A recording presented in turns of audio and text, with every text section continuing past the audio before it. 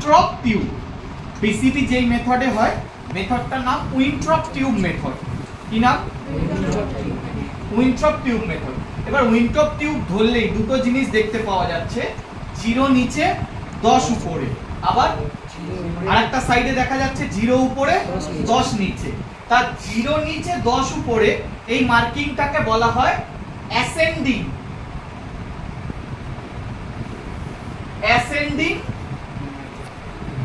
Marking, আর 10 উপরে 0 নিচে এই মার্কিংটাকে বলা হয়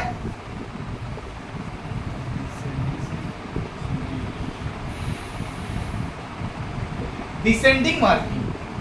ঠিক আছে, তাহলে বুঝতে পারলে। তাহলে পিসিবি টিউব যদি তোমাকে দেওয়া হয়, পিসিবি টিউবে দুটো মার্কিং থাকে, একটা হচ্ছে অ্যাসেন্ডিং মার্কিং যেটা 0 নিচে 10 উপরে, একটা হচ্ছে ডিসেন্ডিং মার্কিং যেটা 0 উপরে 10 নিচে। 0 নিচে 10 উপরে যেটা, সেটা ইউজ ফর পিসিবি টেস্ট।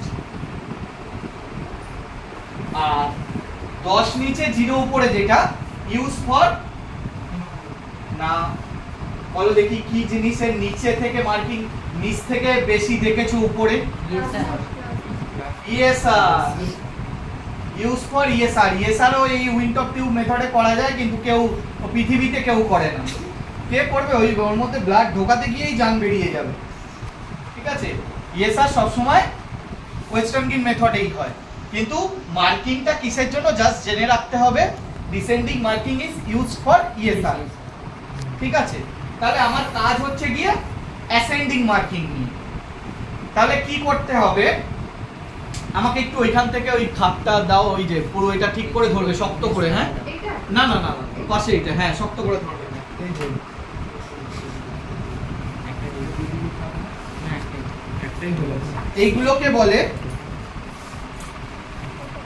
এইগুলোকে বলে পাস্তুর পিপেট। কি নাম? পাস্তুর পিপেট।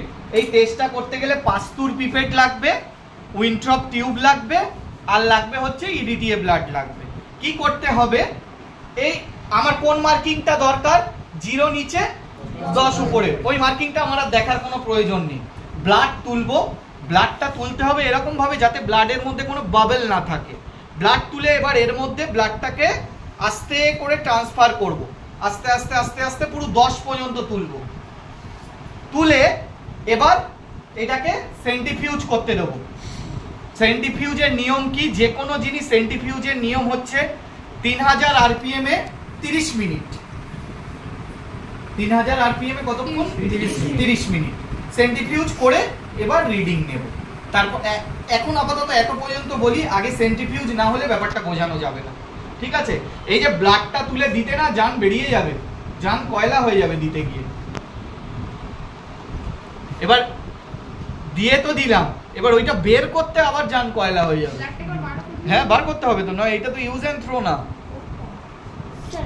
এটা নিচে নিচে 10 আর 0টা উপরে তো একবার দেখা হবে, আমি বুঝতে পারছি।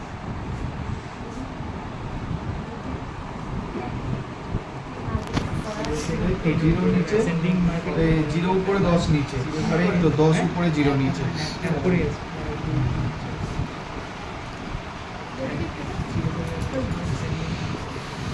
কোনটা বড় দেখো, এইটা মাঝখানে।